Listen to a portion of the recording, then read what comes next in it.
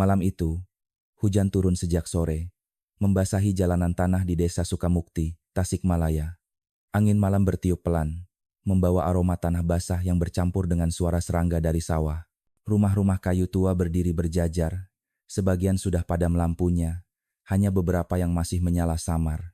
Dari salah satu rumah sederhana di pinggir desa, asap tipis mengepul dari dapur, seolah menandakan seseorang sedang sibuk memasak. Di dapur itu, Ibu Ratna Dewi berdiri dengan wajah pucat. Tangan kurusnya bergetar saat mencoba menurunkan api kompor. Panci besar di atas tungku mendidih hebat. Uap pekat memenuhi ruangan hingga membuat mata perih. Aroma rendang yang biasanya menggugah selera, malam itu terasa berbeda. Ada bau daging yang aneh, menusuk, membuat perut mual. Ratna berkali-kali menelan ludah, seolah meyakinkan dirinya bahwa ia hanya sedang memasak seperti biasa. Tetapi dalam hatinya, ia tahu, malam itu bukan malam biasa. Tiba-tiba, bruk, suara pintu belakang terbanting keras tertiup angin. Ratna terperanjat, tubuhnya gemetar. Ia melangkah mundur beberapa langkah, punggungnya menempel ke dinding kayu dapur yang dingin.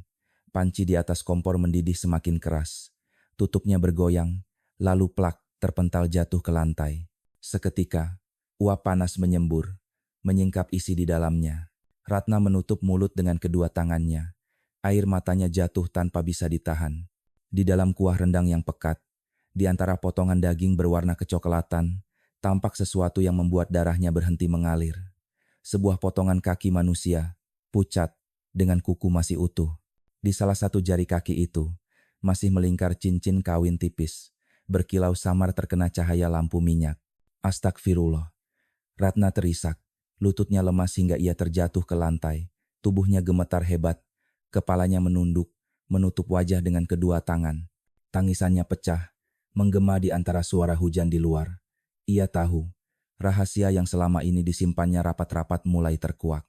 Tangisan Ratna menarik perhatian para tetangga. Bu Marni, tetangga sebelah rumah yang sejak tadi juga mencium bau aneh, segera berlari masuk tanpa sempat mengetuk. Di belakangnya menyusul Pak Darto, ketua RT, dengan payung di tangan. Begitu masuk, keduanya terdiam, menutup hidung dengan tangan. Bau menyengat rendang yang bercampur dengan aroma daging aneh langsung menyambar. Bu Ratna, apa yang ibu masak? Suara Bu Marni tercekat. Matanya terbelalak melihat panci besar itu. Pak Darto, dengan wajah tegang, melangkah pelan mendekati kompor. Ia mengambil kain lap, lalu dengan hati-hati mengintip isi panci. Sesaat kemudian, ia menjatuhkan tutup panci ke lantai. Matanya membelalak, wajahnya memucat. Ya Allah, ini bukan daging sapi. Ratna masih duduk di sudut dapur. Tubuhnya kaku, matanya kosong. Suaranya lirih, hampir tak terdengar. Dia tidak akan pergi kemana-mana lagi. Seisi rumah hening. Hanya suara hujan di luar yang menambah mencekam suasana. Pak Darto menatap Ratna dengan campuran marah, takut, sekaligus iba.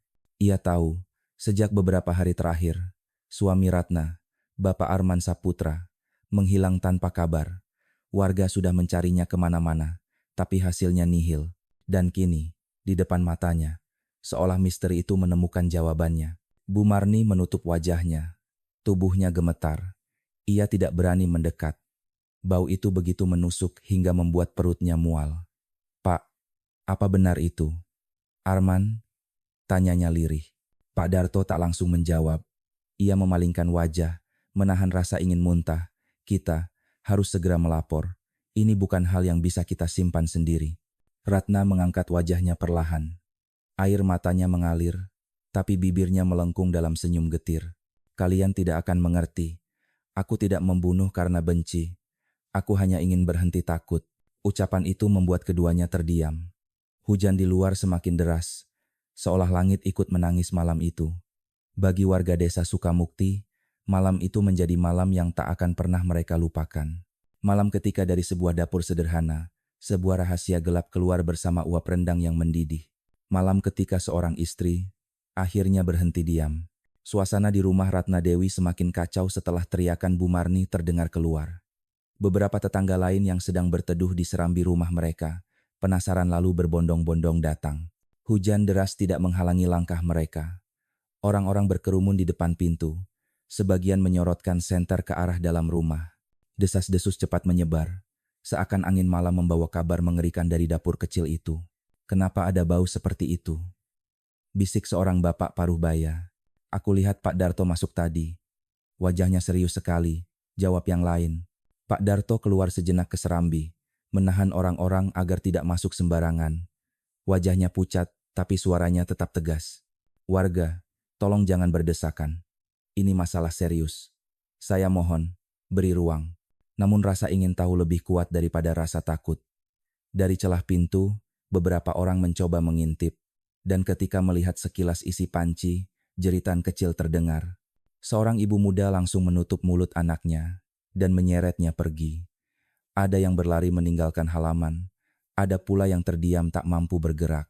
Bu Marni masih berdiri di samping Ratna, berusaha menenangkannya meski tangannya sendiri bergetar. Bu, kenapa? Kenapa bisa begini?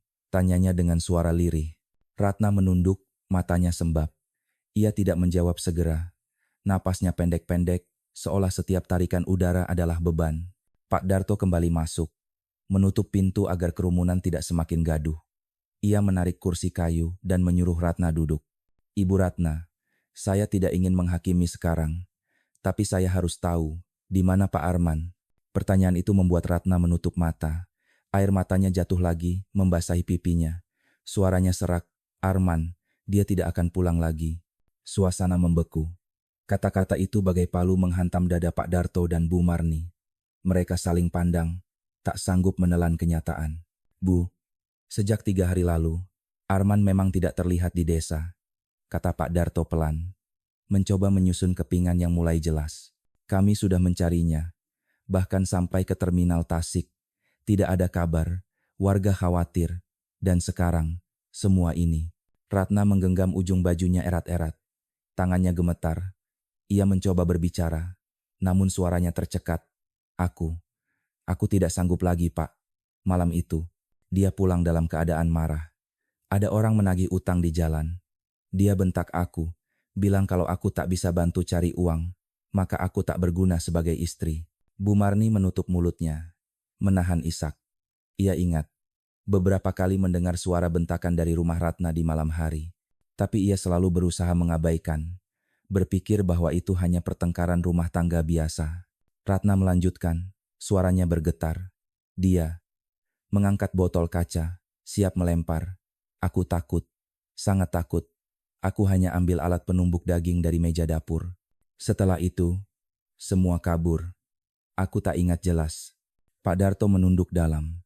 Ia tahu, malam itu bukan sekadar kecelakaan.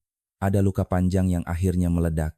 Tetapi sebagai ketua RT, ia juga tahu bahwa perkara ini tidak bisa berhenti di sini. Bu Ratna, saya harus jujur. Ini sudah di luar kendali kita. Saya akan hubungi polisi, katanya mantap. Ratna tidak menolak. Ia hanya mengangguk pelan, seakan sudah siap dengan segala konsekuensinya. Aku tahu, Pak. Dari awal aku tahu, semua akan sampai di titik ini. Di luar, hujan masih deras. Namun di dalam rumah itu, suasana lebih mencekam daripada suara guntur sekalipun. Tak lama kemudian, seorang pemuda desa berlari masuk dengan wajah cemas. Nafasnya tersengal. Pak Darto, saya menemukan mobil Pak Arman di garasi belakang rumah. Ada amplop di jok depan. Pak Darto segera mengambil amplop coklat kusam itu. Ia membukanya dengan hati-hati. Di dalamnya, selembar kertas lusuh dengan daftar angka dan nama-nama. Daftar utang. Jumlahnya sangat besar, jauh melampaui yang pernah ia bayangkan. Ia menyerahkan kertas itu kepada Ratna. Wanita itu menatap angka-angka di sana, lalu tubuhnya melempem. Air matanya kembali jatuh. Astaga, jadi benar. Utang itu jauh lebih besar dari yang kukira. Pak Darto menghela napas panjang. Ibu, ini sudah bukan sekadar masalah keluarga. Ada sesuatu yang lebih gelap di balik semua ini. Kita harus segera menyerahkan semua bukti kepada pihak berwenang. Ratna terdiam. Lalu dengan suara lirih, ia berkata, Pak, Bu Marni, sebelum semua itu terjadi, aku ingin kalian tahu, selama ini aku diam. Aku simpan luka. Aku tanggung semua sendiri. Aku tak pernah berani cerita, karena setiap kali aku mencoba, orang hanya bilang, sabar, sabar. Bu Marni menunduk, air matanya jatuh. Ia menggenggam tangan Ratna erat-erat. Maafkan aku, Bu. Aku tetangga dekat, tapi aku tak pernah benar-benar mendengarmu. Aku hanya bilang sabar, padahal aku tahu kau butuh pertolongan. Suara tangisan keduanya bercampur dengan suara hujan di luar. Pak Darto berdiri, wajahnya muram, lalu berkata dengan tegas, "Malam ini kita tunggu polisi datang. Tidak ada yang keluar, tidak ada yang menyentuh apapun. Biarlah mereka yang mengusut kebenarannya." Dan malam itu, di desa Sukamukti, waktu seakan berhenti. Orang-orang masih berkumpul di luar rumah, berbisik-bisik dengan wajah pucat. Sementara di dalam, seorang perempuan yang dulu dikenal sebagai guru TK penuh kasih, kini duduk di kursi kayu dengan mata kosong. Di hadapannya, sebuah panci besar masih mendidih pelan, menyebarkan aroma rendang yang tak lagi mengundang selera, melainkan mengundang mimpi buruk yang akan lama menghantui desa itu. Pukul 11 malam lewat sedikit, suara sirine pelan terdengar mendekat. 2 mobil polisi berhenti di depan rumah kayu milik Ratna Dewi. Hujan mulai reda, hanya menyisakan rintik halus yang jatuh di atap seng. Lampu-lampu senter menyorot pekarangan rumah, menembus kabut tipis yang turun dari arah bukit. Warga semakin banyak berdatangan. Sebagian berjongkok di bawah payung, sebagian hanya berdiri diam, tak berani mendekat terlalu jauh. Dari mobil pertama, turun seorang perwira dengan seragam lengkap. Ia memperkenalkan diri sebagai komandan polisi dari Polsek Singaparna. Dengan suara tegas tapi sopan, ia berkata, "Warga semua, mohon tenang. Kami akan melakukan pemeriksaan. Harap tidak ada yang masuk tanpa izin." Pak Darto menyambut mereka di serambi rumah, wajahnya letih. "Pak, kami sudah menunggu. Apa yang kami lihat tadi, saya tak sanggup mendeskripsikannya. Tolong periksa sendiri." Petugas masuk ke dalam rumah, ditemani beberapa anggota forensik. Ruang tamu yang berantakan, dengan tumpukan pakaian kotor dan bau pengap, membuat mereka saling berpandangan. Salah satu petugas berkata pelan, "Sepertinya sudah lama tidak terurus." Ketika mereka tiba di dapur, panci besar masih ada di atas kompor. Api sudah dipadamkan Pak Darto sebelumnya, tapi uap pekat masih mengepul. Salah satu petugas forensik mengenakan sarung tangan, lalu membuka panci perlahan. Meskipun mereka sudah mendapat laporan, tetap saja wajah mereka menegang. Sebagian memalingkan muka, sebagian menutup hidung. "Benar, ini potongan tubuh manusia," ucap salah satu penyidik dengan suara berat. "Kita harus segera amankan barang bukti." Ratna duduk di kursi rotan dekat dapur. Ia tidak menangis lagi. Matanya kosong, menatap lurus ke arah jendela. Tangannya terlipat di pangkuan. Seakan semua air mata sudah habis. Komandan polisi mendekat. "Ibu Ratna, kami ingin bertanya, apa yang terjadi dengan suami Anda, Bapak Arman?" Ratna menoleh perlahan, lalu menarik napas panjang. Suaranya pelan tapi jelas. "Dia tidak akan kembali, Pak. Aku yang menghentikan hidupnya." Kata-kata itu membuat suasana seketika hening. Bahkan suara rintik hujan di luar terdengar, lebih keras daripada detak jantung orang-orang di dalam rumah. "Kenapa, Bu? Bisa ceritakan pada kami?" tanya penyidik lain. Mencoba tetap tenang, Ratna memejamkan mata sejenak, lalu mulai bercerita. "Dulu Arman bukan seperti ini. Waktu kami menikah, dia pria baik, penuh perhatian, suka melucu. Kami bahagia, setidaknya di tahun pertama. Tapi setelah dia jadi sopir truk antar kota, semua berubah. Dia sering pulang larut, bau alkohol, kantong kosong, wajah muram, utang demi utang datang. Aku mencoba mengerti, mencoba setia, tapi perlahan, dia mulai berubah menjadi orang asing." Tangannya bergetar saat Ratna melanjutkan.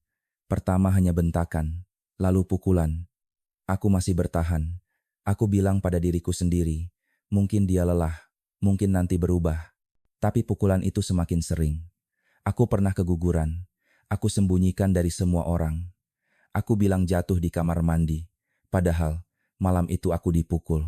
Bu Marni yang ikut duduk di samping, menutup wajah dengan kedua tangannya. Tangis lirihnya pecah.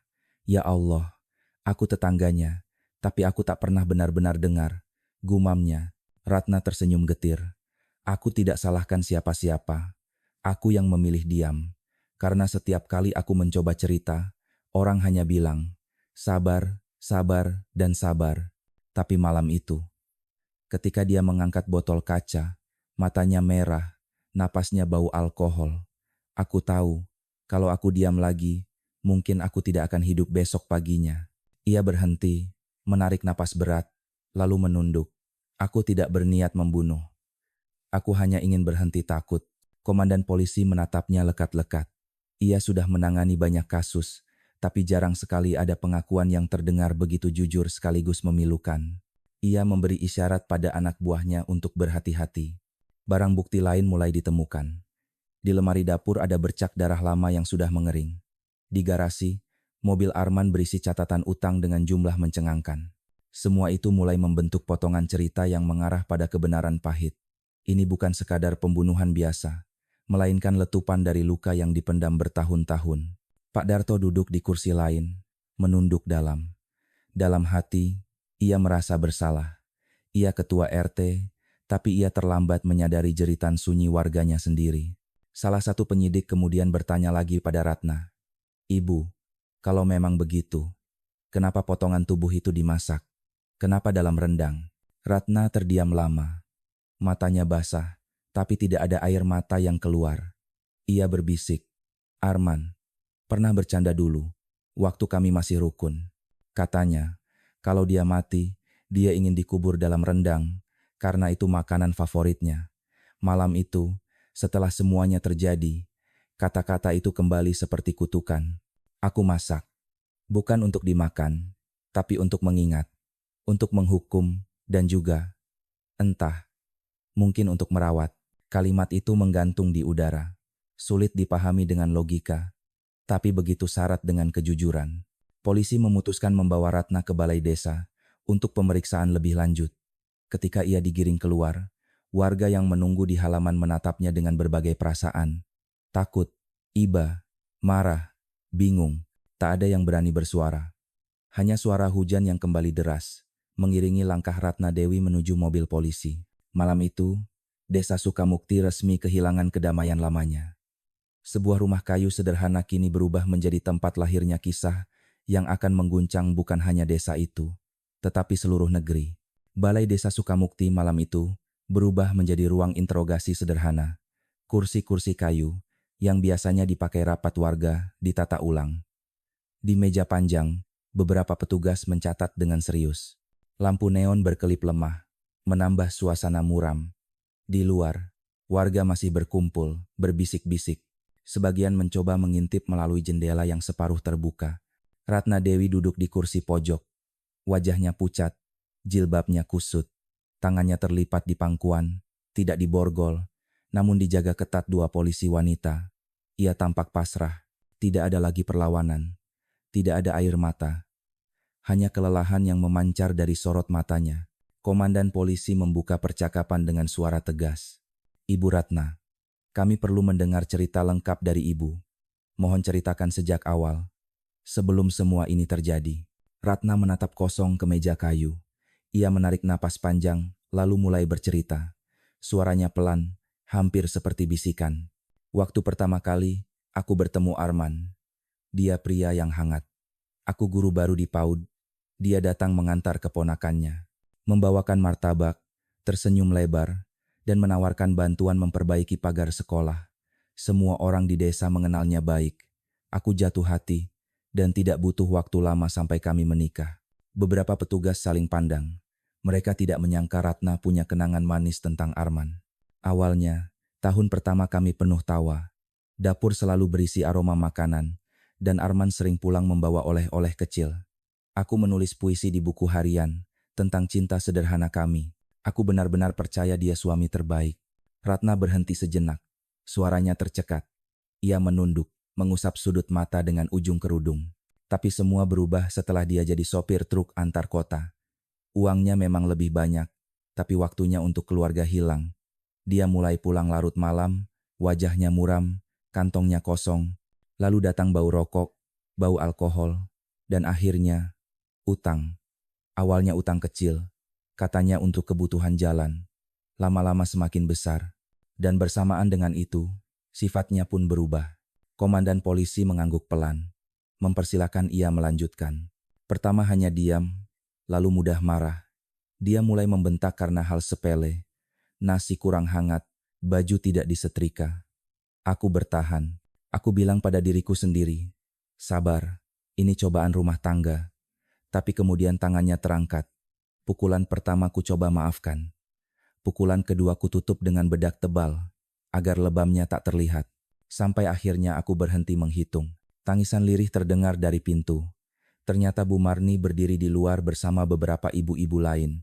Mereka mendengarkan dengan wajah pucat, sebagian terisak. Selama ini, mereka hanya mendengar Ratna menangis di malam hari, namun selalu menganggap itu hal biasa. Ratna meneruskan kisahnya dengan suara getir. Malam yang paling kuingat adalah saat aku hamil 2 bulan. Aku belum sempat memberitahu dia. Malam itu dia pulang mabuk, melempar piring ke tembok. Pecahannya mengenai perutku. Aku jatuh, berdarah, dan kehilangan anakku. Tidak ada yang tahu. Aku menguburnya sendiri. Di belakang rumah, hanya ditemani hujan. Beberapa polisi menunduk, tidak sanggup menatap langsung. Ratna menatap mereka dengan mata kosong. Aku tetap diam. Aku tetap bertahan. Karena aku malu. Karena aku takut. Karena setiap kali aku mencoba cerita pada orang, jawabannya sama. Sabar. Jadi aku kembali ke rumah, menutup pintu, menyembunyikan semua luka. Komandan polisi menuliskan catatan, lalu bertanya, dan malam terakhir? Ratna menghela napas panjang. Malam itu, dia pulang dengan wajah marah. Katanya ada orang menagih utang di jalan. Dia bilang, kalau aku tidak bisa bantu cari uang, aku tidak berguna. Dia memukulku lagi, lalu mengambil botol kaca. Matanya merah, siap menghantamku. Saat itu aku tahu, jika aku hanya diam, mungkin aku akan mati. Aku ambil alat penumbuk daging di meja, dan setelah itu, semuanya gelap, hening. Hanya suara hujan menetes dari atap balai desa yang terdengar. Salah satu penyidik bertanya pelan, lalu kenapa? Dimasak dalam rendang. Ratna tersenyum getir. Arman pernah bercanda dulu. Dia bilang kalau mati, dia ingin dikubur dalam rendang, makanan favoritnya. Malam itu, kata-kata itu muncul di kepalaku. Aku tidak tahu kenapa. Aku masak, bukan untuk dimakan. Aku masak untuk menghukum, untuk mengingat, dan mungkin juga untuk merawat. Aku sendiri pun tak bisa menjelaskannya. Suasana balai desa benar-benar membeku. Tidak ada yang berani bersuara. Di luar, seorang pemuda desa diam-diam merekam dengan ponselnya. Esok paginya, video pendek itu tersebar di media sosial dengan judul Pengakuan Ibu Ratna, Rendang Berdarah Sukamukti. Dalam hitungan jam, berita menyebar ke portal lokal, lalu ke televisi nasional. Judul-judul besar bermunculan. Guru PAUD bunuh suami dan masak rendang. Desa Sukamukti yang biasanya sunyi mendadak ramai oleh wartawan. Jalan tanah yang becek dipenuhi mobil dan kamera. Warga terbelah, sebagian mengutuk Ratna, sebagian lain menangis mendengar kisahnya. Namun malam itu, di ruang balai desa yang sederhana, Ratna hanya duduk diam. Ia sudah membuka semua luka yang selama ini disimpannya. Dan bagi dirinya, entah apapun yang akan terjadi setelah ini, satu hal sudah pasti, diamnya sudah berakhir. Beberapa minggu setelah malam mengerikan itu, ruang sidang kecil di Kabupaten Tasikmalaya dipenuhi orang. Pagi masih berkabut, namun sejak subuh, warga sudah berdatangan. Wartawan membawa kamera besar, mikrofon, dan menempati setiap sudut. Kursi pengunjung penuh, bahkan sebagian orang berdiri di lorong hanya untuk menyaksikan sidang pertama Ratna Dewi. Di meja hakim, seorang pria paruh-baya dengan wajah tegas membuka persidangan. Jaksa berdiri, membacakan dakwaan dengan suara keras. Terdakwa Ratna Dewi didakwa dengan pasal pembunuhan berencana, dengan sengaja menghilangkan nyawa suaminya, Arman Saputra. Kata-kata itu menggema di seluruh ruangan. Beberapa orang terengah, sebagian berbisik-bisik. Ratna duduk di bangku terdakwa, mengenakan baju kurung sederhana warna krem yang dipinjamkan oleh seorang petugas. Ia tidak diborgol. Wajahnya tenang, meski matanya tampak lelah. Jaksa melanjutkan panjang lebar, membacakan detail bukti, panci rendang, bercak darah, catatan utang, serta pengakuan Ratna sendiri. Tindakan terdakwa bukan sekadar akibat emosi sesaat, melainkan bentuk kesadaran penuh yang mengerikan. Bahkan setelah perbuatan, terdakwa memasak tubuh korban. Wartawan mencatat dengan cepat, kamera berkilat, kata-kata mengerikan, dan rendang berdarah kembali menjadi bahan berita utama. Namun ketika hakim mempersilakan Ratna bicara, Suasana berubah hening. Wanita itu berdiri pelan, tangannya gemetar menggenggam ujung bajunya. Suaranya lirih, namun jelas. Yang mulia, saya tidak minta dibebaskan. Saya hanya ingin mengatakan yang sebenarnya. Saya bukan pembunuh berdarah dingin. Saya hanya seorang perempuan yang kelelahan. Ruang sidang sunyi. Bahkan kamera berhenti berklik sejenak. Ratna melanjutkan dengan suara bergetar. Bertahun-tahun saya diam. Saya menutupi lebam dengan bedak. Saya tersenyum di depan anak-anak TK yang saya ajar. Sementara di rumah saya hidup dalam ketakutan. Saya kehilangan anak. Saya kehilangan diri saya sendiri. Malam itu, saya tidak tahan lagi. Saya tidak ingin membunuh. Saya hanya ingin berhenti takut. Beberapa hadirin menunduk, menahan tangis. Bu Marni yang duduk di kursi belakang, menutup wajah dengan kerudungnya. Ia merasa seakan seluruh ruangan ikut merasakan beban Ratna. Namun jaksa berdiri, keberatan. Yang mulia, kita harus ingat. Apapun alasannya, nyawa telah hilang. Tindakan terdakwa tidak bisa dibenarkan. Hakim mengangguk, namun tidak menghentikan Ratna. Ia ingin mendengar semuanya. Berita dari sidang pertama ini langsung menyebar ke media nasional. Televisi menayangkan potongan Ratna berkata, "Saya hanya ingin berhenti takut." Potongan kalimat itu viral di media sosial. Sebagian orang mengutuknya. Apapun alasannya, membunuh tetap dosa besar. Namun banyak juga yang mulai bertanya, bagaimana bisa seorang guru TK lembut berubah jadi pelaku? Beberapa organisasi perempuan mulai angkat suara. LSM lokal di Bandung mengirimkan tim pendamping ke Tasikmalaya. Mereka tidak serta-merta membela Ratna, tapi menekankan bahwa kasus ini membuka mata soal kekerasan dalam rumah tangga. Salah satu aktivis, Mbak Sinta Pratiwi, berkata di televisi, "Kalau kita hanya melihat ini sebagai kasus kriminal, kita akan melewatkan akar masalahnya. Ada ribuan Ratna lain di luar sana, yang diam, yang dipukul, yang kehilangan harapan." Desa Sukamukti pun jadi sorotan. Wartawan mendatangi rumah-rumah warga, menanyai tetangga. Sebagian berkata Ratna perempuan baik, guru penuh kasih. Sebagian lain menggeleng, masih tidak percaya. Dia pendiam. Tapi kami tidak sangka bisa sejauh itu. Ujar seorang bapak. Pak Darto, ketua RT, merasa bersalah. Dalam wawancara singkat, ia berkata, "Saya tidak bilang perbuatannya benar. Tapi saya juga tidak bisa tutup mata. Kalau kami semua lebih peka, mungkin semua ini tidak terjadi." Di media sosial, muncul tagar, "Dengar Ratna." Orang-orang berbagi kisah pribadi. Ibu rumah tangga yang dipukul, anak-anak yang menyaksikan ayahnya mabuk, perempuan yang diam bertahun-tahun. Kolom komentar penuh dengan kalimat, "Aku juga pernah mengalami." Di balik semua hiruk-pikuk itu, Ratna kembali ke ruang tahanan wanita di kabupaten. Malamnya, ia duduk di sudut, menatap jeruji besi kecil yang memantulkan cahaya lampu. Ia tidak tahu apa yang akan diputuskan pengadilan. Tapi untuk pertama kalinya dalam hidupnya, ia merasa suaranya terdengar. Di kejauhan, suara azan subuh perlahan terdengar, menembus dinding tebal. Ratna menutup mata, air matanya jatuh diam-diam. Ia berbisik, "Ya Allah, aku tidak minta bebas. Aku hanya ingin anak-anak yang pernah kupeluk tahu. Aku pernah berjuang." Dan di luar penjara itu, diskusi tentang dirinya terus bergulir.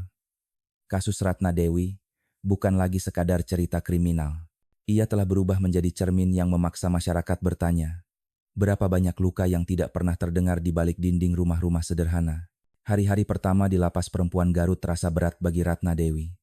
Dinding tebal abu-abu, pintu besi berderit, dan suara langkah petugas menjadi keseharian barunya. Ia ditempatkan di sebuah sel kecil berisi 3 tahanan lain. Bau lembab menusuk hidung. Cahaya matahari hanya masuk lewat jendela kecil berjeruji. Namun Ratna tidak mengeluh. Ia terbiasa hidup dalam diam. Ia membantu membersihkan sel, menata tikar, bahkan meminjamkan kerudungnya pada salah satu penghuni yang tidak punya. Petugas mulai memperhatikannya. "Ibu ini tenang sekali," kata seorang sipir wanita, Mbak Rini. "Tidak banyak bicara, tapi selalu siap membantu." Malam-malam pertama, Ratna sulit tidur. Bayangan malam saat ia menghantam Arman masih datang silih berganti. Suara botol kaca, jeritan kecil, bau rendang pekat, semua menghantui. Untuk mengusir rasa sesak, ia mulai menulis. Dengan pensil pendek yang dipinjam dari sesama tahanan, ia mencoret-coret di buku catatan lusuh yang diberikan petugas. Tulisan pertama hanya doa, lalu perlahan berubah menjadi cerita. Ia menulis tentang anak-anak TK yang dulu diajarinya, tentang tawa kecil mereka, tentang gambar bunga yang ditempel di dinding kelas. Ia menulis juga tentang ketakutan, tentang malam-malam penuh tangisan yang ia sembunyikan. Suatu hari, ia memberanikan diri menitipkan surat kepada petugas untuk dikirim keluar. Surat itu anonim, hanya ditandatangani seorang ibu dari balik jeruji. Surat tersebut dikirim ke LBH Bandung yang sudah mendampingi kasusnya. Dalam suratnya, Ratna menulis, "Aku tidak minta dibela, aku hanya ingin didengar. Diamku dulu bukan karena aku tidak ingin bicara, tapi karena aku merasa tidak ada yang akan mendengar." Surat itu kemudian dibagikan secara online oleh LBH. Tak disangka, surat sederhana itu menyebar cepat. Media sosial dipenuhi tanggapan. Banyak perempuan membalas dengan cerita mereka sendiri. Ada yang menulis, "Saya juga diam selama 5 tahun. Surat ini membuat saya berani bicara." Seorang aktivis perempuan muda menulis di akun Twitternya, "Kisah Ratna Dewi mengingatkan kita bahwa diam bisa membunuh. Jangan tunggu tragedi, baru mendengar." Cuitan itu disukai puluhan ribu kali, memicu diskusi luas. Di lapas, Ratna tidak tahu seberapa jauh suaranya telah sampai. Ia hanya menulis setiap malam, seperti berbicara dengan dirinya sendiri. Kadang ia menulis puisi, kadang hanya satu kalimat. "Aku rindu suara anak-anak memanggil Bu Guru." Petugas yang membaca surat-suratnya diam-diam kagum. Mbak Rini berkata, "Tulisan ibu ini bikin saya menangis. Rasanya saya baru sadar, banyak perempuan di luar sana mungkin mengalami hal yang sama." Sementara itu, di desa Sukamukti, Bu Marni mulai berubah. Ia merasa bersalah karena dulu hanya berkata sabar kepada Ratna. Kini, setiap malam Jumat, ia mengumpulkan ibu-ibu di posyandu, bukan hanya untuk timbang bayi atau arisan, tapi untuk berbicara tentang perasaan mereka. Ia berkata, "Kalau kita tidak saling dengar sekarang, mungkin kita bisa kehilangan lagi seseorang seperti Ratna." Pak Darto pun mulai aktif. Ia mengundang pembicara dari kota untuk memberi pelatihan tentang kekerasan dalam rumah tangga kepada para ketua RT. Dalam sebuah forum, ia berkata, "Jangan cuma bilang sabar, kita harus tahu kapan rumah tangga butuh pertolongan." Kisah Ratna semakin sering diangkat di televisi. Sebuah program investigasi menayangkan dokumenter berjudul "Rendang Berdarah, Luka yang Tersembunyi." Tayangan itu menyoroti bukan hanya tragedi, tapi juga sisi kemanusiaan. Mereka mewawancarai mantan murid Ratna yang berkata, "Bu Guru itu baik. Dia suka peluk kami kalau kami sedih." Tulisan panjang di sebuah koran nasional mengutip kalimat Ratna, "Saya hanya perempuan yang kelelahan." Artikel itu viral, dijadikan bahan diskusi di universitas, bahkan di majelis taklim. Di lapas, Ratna menerima kabar ini dari petugas. Ia hanya tersenyum tipis. "Saya tidak ingin jadi simbol," katanya pelan. "Saya hanya ingin orang tahu." Diam itu menyakitkan. Suatu siang, ia menerima sepucuk surat dari seorang anak bernama Farhan, murid TK yang dulu diajarnya. Tulisan tangannya masih berantakan, tapi isinya sederhana. "Bu Guru, saya kangen. Kalau saya besar nanti, saya mau jadi guru juga. Tapi saya tidak akan marah-marah. Saya mau jadi guru baik seperti ibu." Ratna membaca surat itu berulang kali. Malamnya ia berdoa lama. Bukan lagi untuk dirinya sendiri, tapi untuk anak-anak yang masih bisa tumbuh tanpa luka seperti dirinya. Untuk pertama kalinya sejak masuk penjara, ia tidur tanpa mimpi buruk. Dan di luar tembok penjara, masyarakat perlahan berubah. Diskusi tentang Ratna Dewi menjadi cermin yang memaksa banyak orang bertanya, berapa banyak Ratna lain yang masih diam di rumah-rumah mereka? Beberapa bulan berlalu sejak Ratna Dewi menjalani hari-harinya di balik jeruji. Rutinitas penjara mulai terasa seperti irama yang sama. Bangun sebelum subuh, membersihkan blok, membantu di dapur, lalu menulis di buku catatannya. Namun ada satu hal yang membuat hari-harinya berbeda. Surat. Setiap kali petugas membawa amplop ke ruang tahanan, wajah Ratna berubah. Senyum tipis muncul, matanya berbinar sejenak. Surat-surat itu datang dari orang asing, aktivis, mahasiswa, hingga ibu rumah tangga yang menuliskan pengalaman mereka. Sebagian mengaku pernah mengalami kekerasan rumah tangga. Sebagian hanya ingin menyampaikan doa. Namun suatu sore, ia menerima surat yang membuat tangannya bergetar. Pengirimnya, Dian Saputra, adik kandung almarhum Arman. Ratna menatap amplop itu lama sebelum membukanya. Di dalamnya, lembaran kertas penuh tulisan tangan. Kakak saya sudah tiada. Saya kehilangan dia. Tapi saya juga sadar, kami semua sudah kehilangan Mbak Ratna jauh sebelum itu. Kami tidak pernah datang, tidak pernah bertanya, tidak pernah benar-benar peduli. Saya tidak bisa membela almarhum, karena saya tahu dia menyakiti Mbak. Tapi saya juga tidak bisa sepenuhnya menyalahkan Mbak, karena saya tahu Mbak hidup dalam penderitaan. Saya hanya ingin bilang, saya mengerti, meski terlambat. Ratna menutup mulutnya dengan tangan. Air mata jatuh membasahi pipinya. Ia membaca ulang surat itu beberapa kali, sampai huruf-hurufnya kabur oleh tangisan. Malam itu, ia menulis balasan. Tangannya gemetar, tapi setiap kata keluar dari hatinya. Dian, saya minta maaf karena tidak bisa mengembalikan waktu. Saya tidak bangga dengan apa yang saya lakukan, tapi saya berdoa semoga setelah ini, hidup kita bisa lebih jujur, lebih terbuka, dan lebih mau mendengar. Saya doakan keluarga Arman diberi kekuatan, dan semoga luka kita pelan-pelan bisa sembuh. Petugas menyerahkan surat itu ke pos ekspedisi. Ratna merasa lega, seakan satu beban lama terangkat. Untuk pertama kalinya, ia tidak hanya menulis untuk dirinya sendiri, tetapi untuk seseorang yang juga terluka. Hari-hari berikutnya, Ratna mulai mendapat kepercayaan dari pihak lapas. Petugas melihatnya sebagai tahanan yang tenang, rajin, dan bisa dipercaya. Ia sering diminta menemani tahanan baru yang gelisah. Ada seorang perempuan muda, baru berusia 24 tahun, yang masuk karena menusuk suaminya yang selingkuh. Wajahnya keras, matanya penuh amarah. Aku tidak menyesal, kata perempuan itu lantang. Kalau bisa ulang, aku akan lakukan lagi. Ratna tidak menghakimi. Ia hanya duduk di sampingnya dan berkata pelan, aku dulu juga pernah merasa begitu. Tapi aku belajar, marah tidak cukup untuk membuat kita sembuh. Marah hanya membuat kita berhenti di tempat. Perempuan itu terdiam. Ia menatap Ratna lama, seolah baru pertama kali ada yang benar-benar mendengarkannya. Seminggu kemudian, ia datang lagi ke Ratna. Kali ini bukan untuk marah, tapi untuk bercerita tentang masa kecilnya yang penuh luka. Berita tentang perubahan ini sampai ke telinga kepala lapas. Ia memutuskan memberi Ratna peran kecil sebagai mentor tidak resmi. Ratna diberi kesempatan mengadakan sesi diskusi setiap minggu di ruang serbaguna. Tidak ada kurikulum, tidak ada catatan resmi. Hanya lingkaran sederhana dari para narapidana perempuan yang duduk bersama. Di sana, mereka bergantian berbicara. Ada yang bercerita tentang ayah yang menjual mereka di masa kecil. Ada yang bercerita tentang dipaksa menikah muda. Ada pula yang hanya menangis tanpa kata-kata. Ratna tidak banyak memberi nasihat. Ia hanya mendengarkan, kadang mengucapkan kalimat sederhana.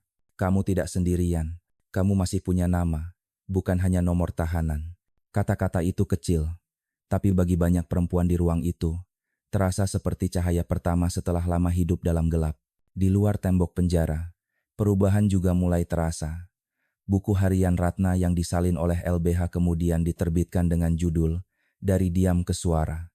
Buku itu laris di kalangan mahasiswa, aktivis, dan guru. Beberapa universitas menjadikannya bahan bacaan untuk diskusi tentang keadilan restoratif.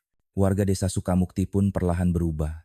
Bu Marni mendirikan posko mendengar, tempat ibu-ibu bisa berbagi cerita tanpa takut dihakimi. Pak Darto diundang ke seminar-seminar kecil, berbicara tentang bagaimana diam bisa membunuh. Sementara Ratna, di dalam lapas, terus menanam bunga kertas di halaman kecil belakang blok wanita. Aku tidak ingin hanya mengingat luka, katanya pada Mbak Rini. Aku ingin sesuatu tumbuh dari tanganku. Sesuatu yang indah. Dan bunga kertas itu mulai bermekaran, merah muda dan ungu. Setiap kali angin sore bertiup, kelopaknya bergoyang lembut, seolah ikut menyampaikan pesan, bahwa dari luka yang dalam, kehidupan baru masih bisa tumbuh. Tahun kedua, Ratna Dewi menjalani hukuman di lapas Garut, menjadi titik balik yang tidak disangka banyak orang. Dari seorang narapidana yang awalnya hanya duduk diam di sudut sel, kini ia menjadi sosok yang sering dicari oleh sesama tahanan. Setiap minggu, ruang serbaguna lapas penuh oleh para perempuan yang datang sukarela. Mereka duduk melingkar, sebagian membawa gelas plastik berisi teh hangat, sebagian hanya duduk dengan mata bengkak.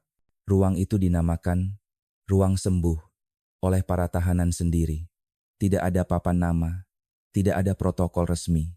Tapi bagi mereka, itu adalah ruang pertama di mana suara mereka benar-benar didengar. Ratna memulai setiap pertemuan dengan kalimat sederhana. Kita di sini bukan untuk diadili, tapi untuk diingatkan bahwa kita masih manusia, masih punya nama. Kadang pertemuan itu penuh tangisan, kadang penuh tawa. Ada seorang ibu yang akhirnya berani menceritakan bahwa ia dipaksa menikah ketika masih 14 tahun. Ada seorang remaja putri yang berkata, ia tidak pernah dipanggil dengan namanya sendiri, hanya dengan hinaan. Ada juga yang hanya menggambar di kertas, melukis rumah dengan pintu terkunci rapat. Ratna tidak banyak memberi solusi. Ia hanya mendengarkan, memegang tangan mereka, dan berkata, aku mengerti. Anehnya, itu sudah cukup untuk membuat banyak hati mulai terbuka. Petugas lapas pun melihat perubahan. Blok wanita yang dulunya sering gaduh karena pertengkaran, kini lebih tenang. Sejak ada ruang sembuh, mereka lebih damai. Ujar kepala lapas pada sebuah rapat internal. Kita harus mendukung kegiatan ini. Dukungan itu datang dalam bentuk kecil. Mereka diberi papan tulis, beberapa kursi tambahan, dan izin resmi untuk bertemu rutin. Nama ruang sembuh pun akhirnya ditetapkan dalam agenda kegiatan resmi lapas. Kabar tentang ruang sembuh meluas keluar. LBH Bandung menulis laporan khusus, menyebut program itu sebagai contoh nyata keadilan restoratif dari dalam penjara. Beberapa media nasional meliput, menggambarkan Ratna Dewi bukan hanya sebagai narapidana, tetapi juga sebagai mentor yang memberi harapan. Sebuah artikel di salah satu majalah menulis, dari balik jeruji, seorang guru TK yang dulu dipenjara karena tragedi rumah tangga kini menanam benih penyembuhan. Kisah Ratna Dewi adalah pengingat bahwa kadang suara yang paling tulus lahir dari luka terdalam. Artikel itu menjadi bahan diskusi di kampus-kampus, forum aktivis, bahkan di majelis taklim. Para mahasiswa menulis esai tentangnya. Guru-guru membacakan potongan kisah Ratna di kelas, dan beberapa pejabat pemerintah mulai memperhatikan. Suatu sore, Ratna dipanggil ke ruang kepala lapas. Di sana sudah menunggu seorang tamu dari Kementerian Pemberdayaan Perempuan. Wanita itu memperkenalkan diri dengan hangat. Ibu Ratna, kami sudah mendengar tentang ruang sembuh. Kami datang bukan untuk memuji, tapi untuk belajar. Apa yang ibu lakukan di sini bisa jadi contoh nasional. Ratna menunduk, wajahnya memerah. Saya tidak merasa melakukan sesuatu yang besar. Saya hanya mendengarkan teman-teman. Tamu itu tersenyum. Kadang, mendengarkan lebih berharga daripada 1000 pidato. Beberapa bulan kemudian, Kementerian mengumumkan program percontohan bernama Rumah Pulih, tempat pemulihan psikologis dan sosial bagi perempuan korban kekerasan. Dalam laporan resmi, mereka menyebut ruang sembuh di Lapas Garut sebagai salah satu inspirasi. Di luar sana, Desa Sukamukti juga mengalami perubahan. Bu Marni kini aktif mengadakan pertemuan malam Jumat di Posyandu, bukan hanya untuk doa bersama, tapi juga untuk mendengar cerita para ibu. Ia berkata, kalau dulu saya lebih berani mendengar, mungkin Ratna tidak harus sejauh itu. Pak Darto, ketua RT, diundang ke seminar di Bandung. Di hadapan mahasiswa, ia mengaku, kami dulu percaya diam itu emas. Ternyata diam bisa jadi racun. Pelajaran dari Ratna membuat saya sadar. Tugas kami bukan hanya menjaga jalan desa, tapi juga menjaga suara warganya. Sementara Ratna, setiap sore, masih merawat bunga kertas di halaman belakang lapas. Kelopaknya semakin banyak, warnanya semakin cerah. Ia berkata pada Mbak Rini, bunga ini pengingatku, bahwa luka memang ada, tapi kita bisa memilih menumbuhkan sesuatu yang baru di atasnya. Di malam-malam sepi, Ratna menulis lagi. Kali ini bukan hanya tentang ketakutan, tapi tentang harapan. Ia menulis tentang cahaya matahari pagi yang masuk dari jeruji, tentang suara tawa di ruang sembuh, tentang anak-anak yang mungkin suatu hari akan tumbuh lebih kuat karena kisahnya. Ia menulis satu kalimat yang kemudian dikutip banyak orang. Luka tidak akan hilang, tapi jika kita mau mendengar, luka itu bisa berubah menjadi pintu bagi orang lain menemukan cahaya. Dan dari balik jeruji besi yang dingin itu, Ratna tidak sadar bahwa suaranya telah menyalakan api kecil yang menyebar keluar, menghangatkan hati banyak orang, dan perlahan mengubah cara masyarakat memandang diam. Beberapa bulan setelah ruang sembuh diresmikan sebagai kegiatan resmi lapas, kisah Ratna Dewi kembali mengalir keluar tembok. Media sosial ramai dengan tagar baru, dengar sebelum terlambat. Gerakan itu dimulai dari sekelompok mahasiswa Bandung yang terinspirasi oleh kalimat Ratna dalam bukunya, Dari Diam ke Suara. Mereka menulis di poster-poster sederhana. Diam bisa membunuh. Dengarkan sebelum semuanya terlambat. Poster itu ditempel di kampus, halte bus, hingga warung kopi. Foto-fotonya kemudian viral. Tak lama, gerakan ini melebar ke kota-kota lain. Di Jakarta, sekelompok aktivis mengadakan aksi diam di Bundaran HI, membawa lilin dan tulisan, "Jangan biarkan tetangga kita jadi Ratna berikutnya." Di Surabaya, sebuah komunitas perempuan menggelar diskusi terbuka di Balai RW, membahas bagaimana mengenali tanda-tanda kekerasan rumah tangga. Media nasional mulai mengangkatnya. Talk show malam menampilkan pakar hukum, psikolog, hingga ustadz yang bicara dari sudut pandang agama. Ada yang mendukung penuh gerakan ini, menyebutnya langkah besar untuk membuka mata masyarakat. Namun ada juga yang skeptis, mengingatkan bahwa membunuh tetaplah dosa besar dan tidak boleh dijadikan pembenaran. Ratna tidak mengetahui semua itu secara langsung. Namun Mbak Rini, petugas lapas, kadang membawakan clipping koran atau bercerita singkat. "Ibu Ratna, tulisan ibu sekarang jadi bahan diskusi di kampus. Banyak anak muda yang mengutip kata-kata ibu." Ratna hanya menggeleng pelan. "Saya tidak ingin jadi simbol. Saya hanya manusia yang jatuh. Kalau kisah saya bisa menolong orang lain, itu karena Allah, bukan karena saya." Namun, kenyataan berbicara lain. Nama Ratna Dewi kini tak lagi sekadar ada di arsip kriminal. Ia hadir dalam ruang-ruang diskusi, seminar, bahkan khutbah Jumat di beberapa masjid kecil. Seorang khatib di Tasikmalaya berkata, "Kita belajar dari Ibu Ratna, bukan membenarkan perbuatannya, tapi menyadari betapa bahayanya jika kita membiarkan saudara kita menderita tanpa suara." Sementara itu, di Desa Sukamukti, perubahan makin terasa. Posko mendengar yang dipelopori Bu Marni kini rutin didatangi ibu-ibu muda. Mereka bercerita tentang masalah rumah tangga, bukan untuk dihakimi, tapi untuk didengar.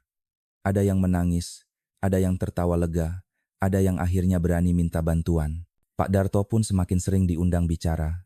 Ia bahkan menulis buku kecil berjudul "Diam Itu Racun", berisi pengalaman desa mereka. Dalam salah satu bab, ia menulis, "Kami dulu percaya rumah tangga adalah urusan dapur masing-masing. Tapi ternyata, luka dalam rumah bisa menjadi urusan seluruh desa, kalau kita pura-pura tidak tahu." Buku itu sederhana, dicetak terbatas, tapi banyak guru dan mahasiswa menggunakannya sebagai bahan bacaan.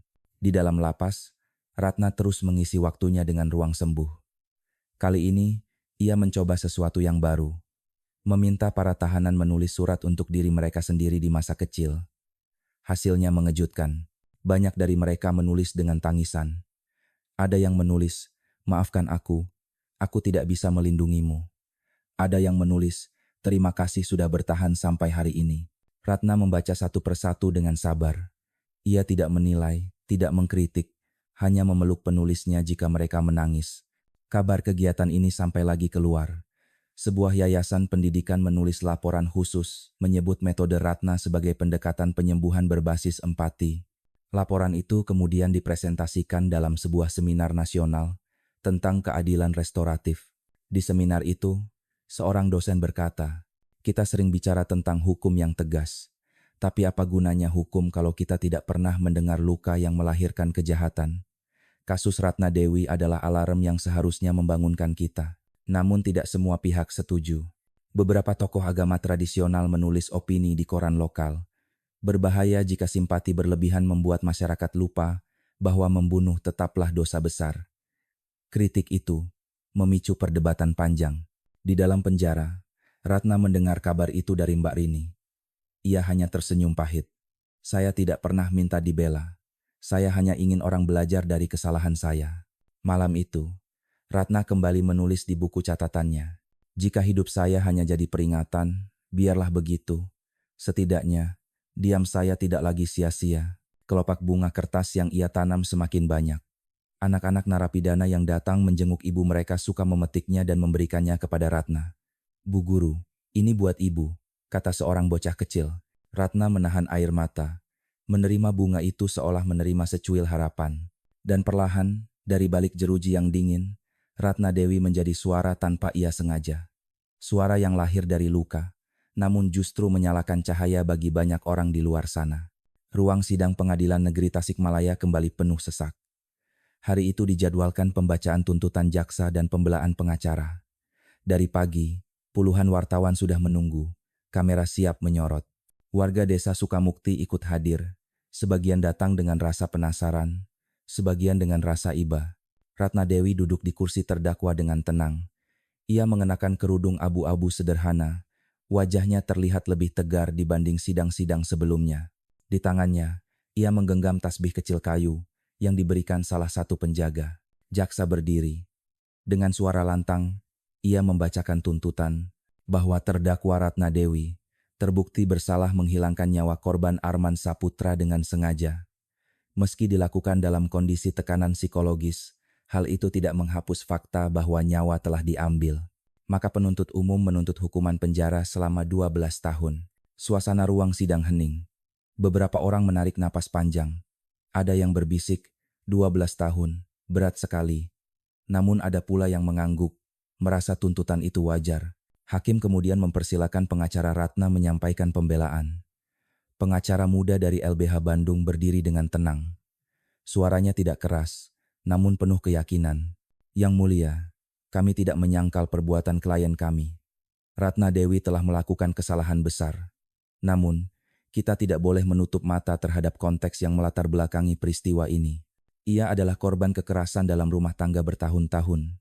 Ia kehilangan anak karena penganiayaan. Ia hidup dalam ketakutan yang tidak pernah kita dengar. Pengacara itu mengangkat satu lembar kertas. Ini hasil evaluasi psikologis. Klien kami menderita trauma berat, post-traumatic stress disorder. Ia bertahan terlalu lama dalam situasi yang menggerogoti jiwanya.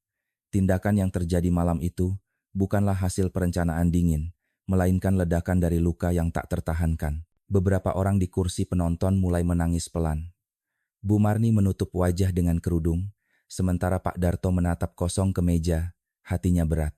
Pengacara melanjutkan, "Yang mulia, keadilan bukan hanya soal menghukum. Keadilan juga soal mendengar akar masalah.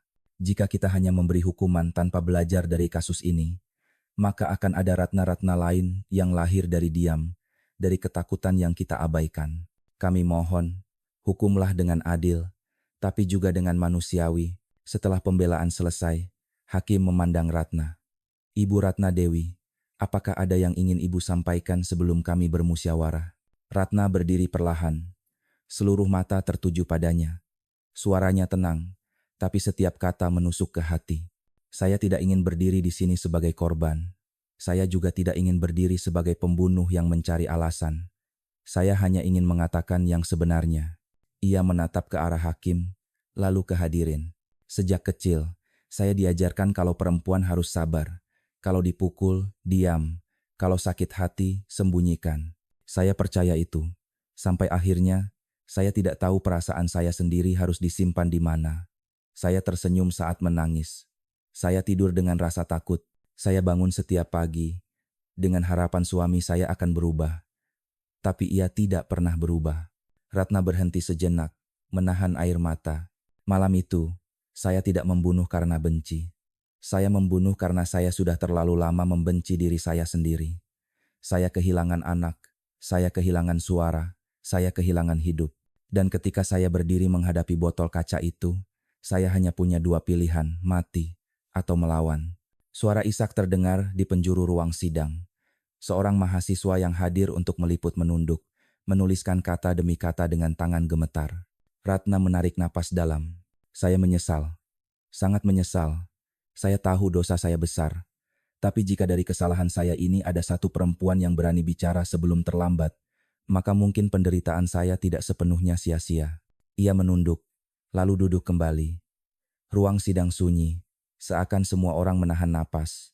Bahkan hakim terlihat terdiam lebih lama dari biasanya, menunduk menulis sesuatu di catatannya. Di luar gedung, hujan gerimis turun. Sejumlah orang menyalakan lilin kecil, membentuk lingkaran diam. Mereka membawa poster bertuliskan, "Hukum boleh tegas, tapi jangan bisu." Dan di dalam ruang sidang itu, kata-kata terakhir Ratna Dewi menggema di hati semua orang yang mendengarnya, meninggalkan pertanyaan besar. Apakah keadilan hanya tentang menghukum, ataukah juga tentang mendengar jeritan yang terlalu lama dibungkam? Hari yang ditunggu akhirnya tiba. Ruang sidang pengadilan negeri Tasikmalaya dipenuhi orang lebih banyak dari biasanya. Jalan depan pengadilan bahkan dijaga ketat polisi karena massa yang pro dan kontra mulai berdatangan. Di dalam ruang sidang, Ratna Dewi duduk dengan wajah tenang. Ia mengenakan baju kurung sederhana warna biru tua, kerudung putih menutupi rambutnya. Di tangannya masih tergenggam tasbih kayu kecil, sahabat setia sejak ia ditahan. Hakim mengetukkan palu. Suasana langsung hening. Dengan suara tegas namun berat, ia membacakan vonis. Setelah mempertimbangkan seluruh fakta persidangan, tuntutan jaksa, pembelaan penasihat hukum, serta kondisi psikologis terdakwa, maka pengadilan menjatuhkan hukuman penjara selama 10 tahun kepada terdakwa Ratna Dewi. Ruangan seketika riuh. Ada yang menghela napas lega, ada yang menunduk kecewa. Sebagian warga menilai hukuman itu terlalu ringan. Sebagian lain menilai itu adil karena memperhatikan sisi kemanusiaan. Ratna sendiri hanya menunduk, lalu berbisik lirih. Alhamdulillah. Ia tidak menangis, tidak protes. Dalam hatinya, ia tahu keputusannya sudah diserahkan pada Allah sejak lama. Hakim menutup dengan kalimat yang membuat ruang sidang kembali terdiam. Pengadilan ini tidak hanya menghukum perbuatan, tetapi juga mencatat jeritan yang terlalu lama dibungkam. Kalimat itu kemudian dikutip banyak media. Malamnya, berita tentang vonis Ratna memenuhi layar televisi nasional. Judul-judul bermunculan. Vonis Ratna Dewi, antara hukuman dan empati. Kasus rendang berdarah jadi pelajaran bangsa. Di desa Sukamukti, warga berkumpul menonton berita melalui televisi di warung Pak Darto. Suasana sunyi. Bu Marni berkomentar lirih. 10 tahun. Mungkin cukup untuk hukuman, tapi luka hatinya butuh seumur hidup. Pak Darto menambahkan, bukan soal lamanya hukuman. Yang penting, kita semua jangan lagi menutup telinga. Di media sosial, reaksi juga beragam. Ada yang mengecam, ada yang mendukung, tapi satu hal yang jelas, kasus Ratna Dewi telah mengubah cara banyak orang memandang kekerasan dalam rumah tangga. Tagar, dengar sebelum terlambat kembali ramai, kehidupan baru di penjara. Setelah vonis, Ratna kembali ke lapas Garut dengan hati lebih tenang. Tidak ada lagi sidang yang menegangkan, tidak ada lagi kamera wartawan yang mengejarnya. Kini ia bisa menerima hidup barunya sepenuhnya. Hari-harinya diisi dengan rutinitas. Bangun sebelum subuh, membantu di dapur, membaca Al-Quran, menulis di buku catatannya, lalu mengikuti kegiatan ruang sembuh. Namun perannya kini semakin besar. Kepala lapas resmi menunjuk Ratna sebagai pendamping utama dalam program ruang sembuh.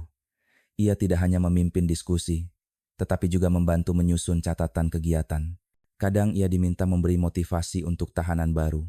Ada seorang perempuan muda yang menangis karena merasa hidupnya sudah berakhir.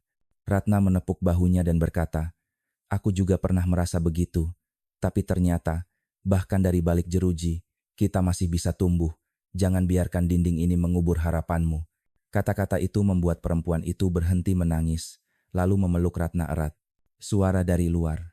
Buku dari diam ke suara, semakin banyak dibaca. Beberapa universitas di Bandung dan Jakarta menjadikannya bacaan wajib di kelas sosiologi dan psikologi. Diskusi tentang keadilan restoratif semakin luas. Seorang profesor hukum menulis di kolom koran, kasus Ratna Dewi adalah contoh bahwa hukum tidak bisa berdiri sendiri. Ia harus berjalan bersama empati, agar benar-benar membawa keadilan bagi masyarakat. Di desa Sukamukti, posko mendengar semakin ramai. Setiap minggu, ibu-ibu datang membawa kisah mereka. Ada yang akhirnya berani melapor suami kasar, ada yang hanya ingin didengar. Bu Marni berkata, "Ini bukan sekadar tentang Ratna, ini tentang kita semua." Ratna dan bunga kertas. Di halaman kecil belakang blok wanita, bunga kertas yang ditanam Ratna kini tumbuh lebat, warna merah muda, putih, dan ungu menghiasi pagar besi. Setiap sore, ia menyiramnya dengan sabar. Mbak Rini bertanya, "Bu Ratna, apa yang paling ibu rindukan dari luar?" Ratna tersenyum tipis. "Bukan udara, bukan makanan, tapi suara anak-anak memanggil saya Bu Guru." Jawaban itu membuat Mbak Rini terdiam lama. Ia sadar, meski dunia melihat Ratna sebagai narapidana, di mata anak-anak yang dulu diajarinya, Ratna tetaplah seorang guru. Malam itu, Ratna menulis lagi di buku catatannya, "Vonis sudah dijatuhkan. Hidupku tidak lagi sama. Tapi aku percaya, bahkan dari balik jeruji, aku masih bisa menyalakan cahaya kecil. Jika ada satu orang yang berani bicara karena kisahku, maka 10 tahun ini bukan hukuman, tapi jalan untuk sesuatu yang lebih besar. Tahun-tahun berlalu, kalender di dinding ruang tahanan berubah lembar demi lembar. Ratna Dewi kini sudah memasuki tahun ketiga hukumannya. Namun hidupnya di dalam lapas Garut tidak lagi sekadar menunggu waktu. Ia perlahan menjadi sosok yang dihormati, bukan karena kekuatannya, tetapi karena ketulusan dalam mendengar. Program Ruang Sembuh yang awalnya hanya berupa lingkaran kecil diskusi kini berkembang menjadi agenda resmi lapas. Setiap minggu, belasan tahanan perempuan berkumpul. Mereka duduk melingkar di lantai, berbagi kisah luka, trauma, dan harapan. Ratna ditunjuk sebagai pendamping utama. Ia selalu memulai dengan kalimat sederhana. Kita di sini bukan untuk diadili lagi. Kita di sini untuk diingatkan bahwa kita masih manusia, masih punya nama, bukan hanya nomor tahanan. Kata-kata itu selalu disambut dengan anggukan, kadang dengan tangis.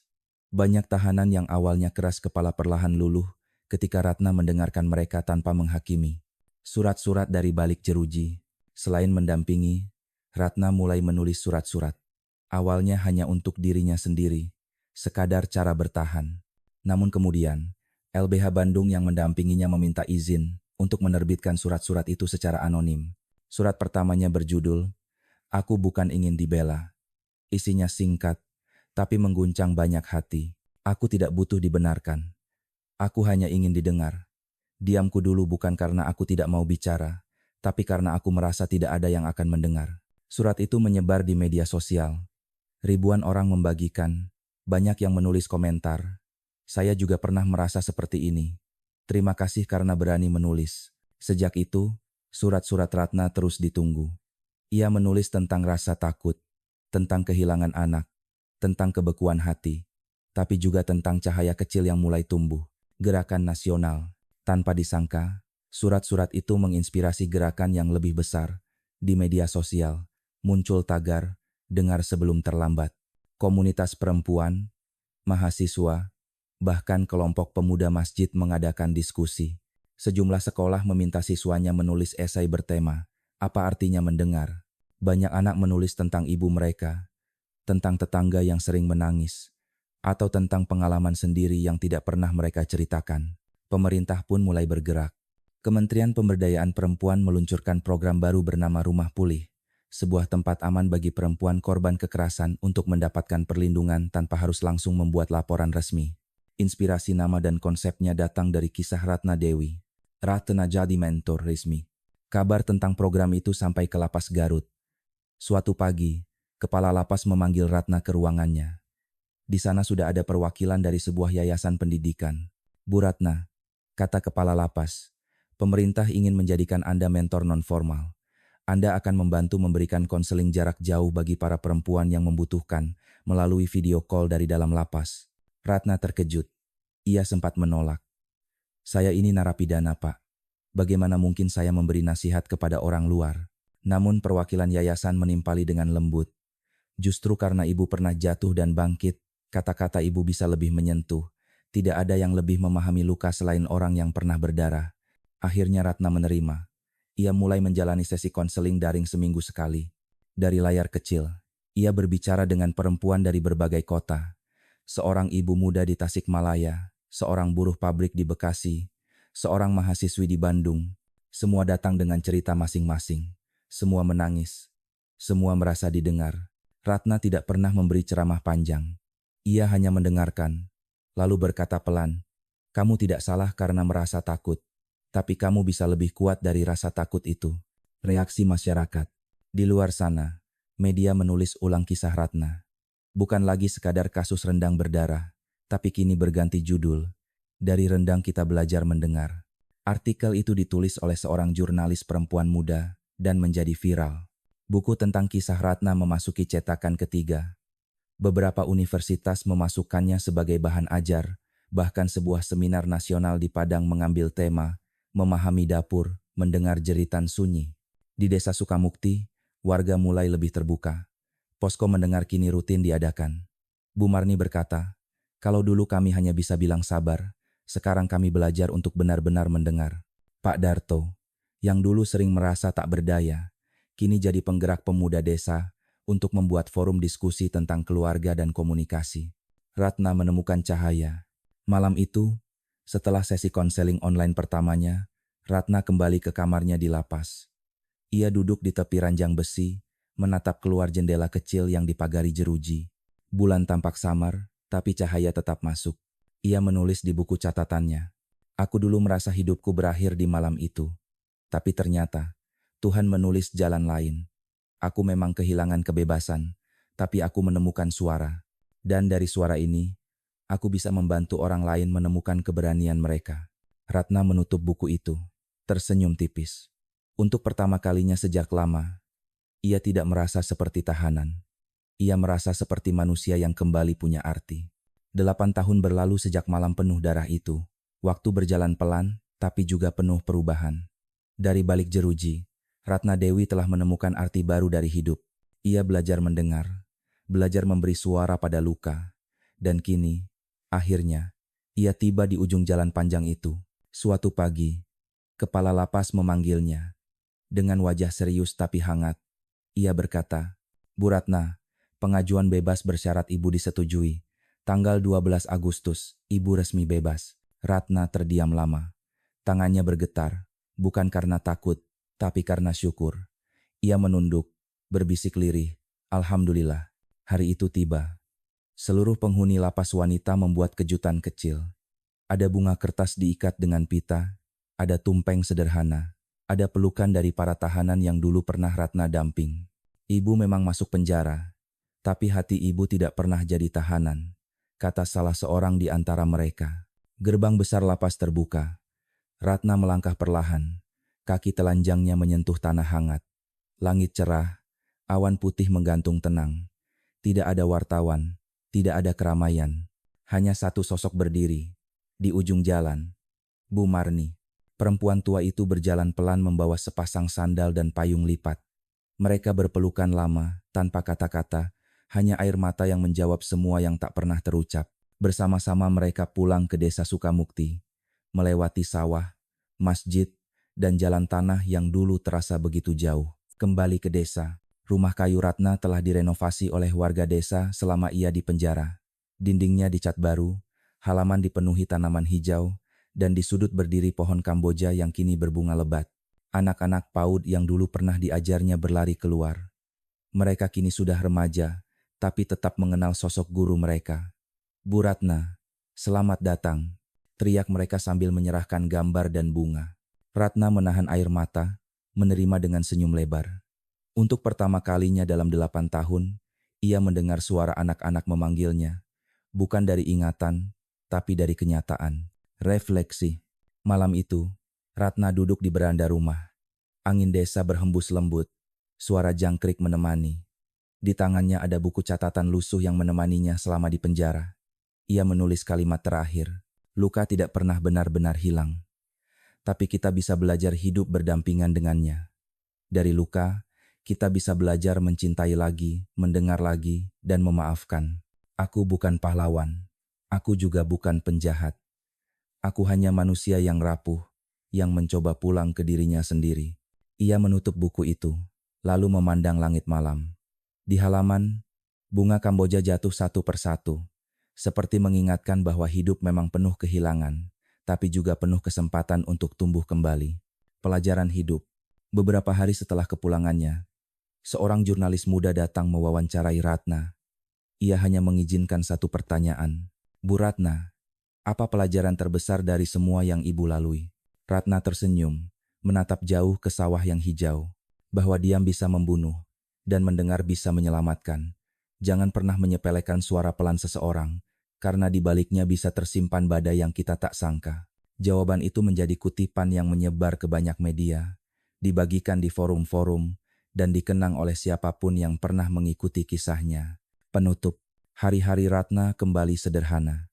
Ia tidak lagi menjadi guru tetap, tapi anak-anak sering datang ke rumahnya membawa cerita dan mimpi-mimpi mereka. Ratna mendengarkan, memberi pelukan, memberi harapan. Ia tahu dirinya tidak sempurna. Ia tahu banyak yang tidak bisa ia perbaiki, tapi ia juga tahu satu hal. Hidup memberinya kesempatan kedua, dan ia akan menjalaninya dengan tenang. Dan di beranda rumah itu, di bawah pohon Kamboja yang selalu berbunga, Ratna Dewi menutup matanya sejenak, tersenyum, dan berbisik pada dirinya sendiri. Sekarang aku sudah pulang.